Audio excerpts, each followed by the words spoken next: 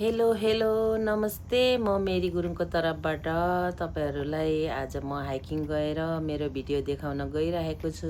हजुरहरूलाई यो भिडियो कस्तो लाग्छ कृपया कमेन्ट गरिदिनु होला अनि लाइक पनि गरिदिनु होला। आज म हङकङको एप्लेचाउ भन्ने ठाउँमा हाइकिङ गएको थिएँ। सो पारिपट्टि हजुरहरूले देख्न सक्नुहुनेछ ओसिन पार्कको सिन भनेदेखि वारी एप्लेचाउबाट मैले लिएको दृश्य हो यो। हजुरहरूलाई कस्तो लाग्छ? आज मेरो साथी नेपालबाट आएको 2 हप्ता भएको थियो।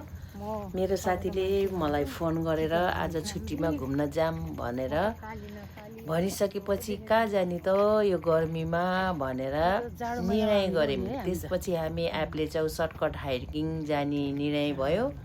सो हामी हाइकिङ गएर अहिले फर्केको अवस्था। गर्मी एकदम बढेको छ हङकङमा।